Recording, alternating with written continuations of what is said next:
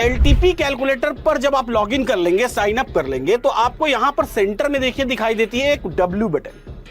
ये W button किस चीज का है? वीकली रेंज का बटन है। अब ये वीकली रेंज क्या दर्शाता है? ये वीकली रेंज दर्शाता है कि इस पूरे वीक में रेंज क्या होगी बाजार की।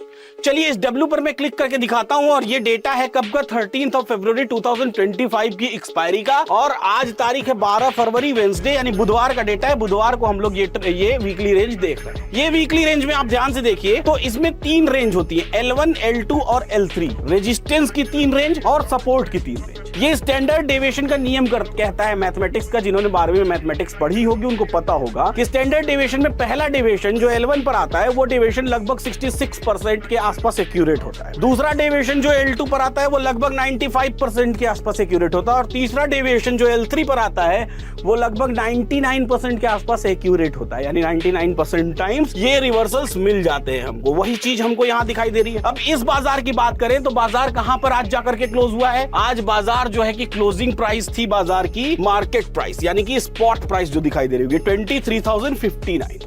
लेकिन सवाल ये उठता है कि ये बाजार आज नीचे कहां तक गया था?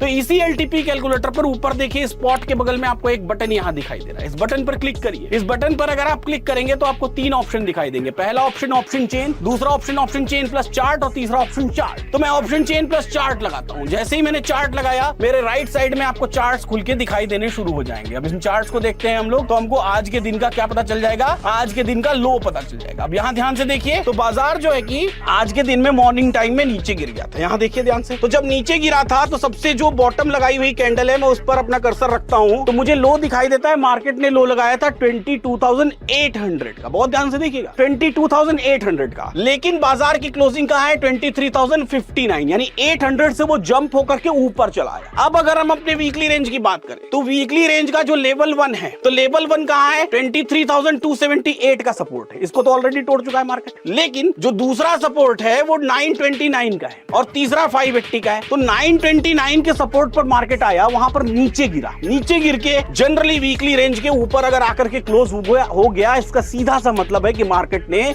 लेवल 2 के सपोर्ट कर दिया है। अगर आज वेंसडे है तो बहुत हद तक प्रोबेबिलिटी है। क्या प्रोबेबिलिटी है? ये प्रोबेबिलिटी है कि बाजार कल भी इस L2 के ऊपर ही क्लोज होना चाहिए, या इस L2 के आसपास क्लोज होना चाहिए।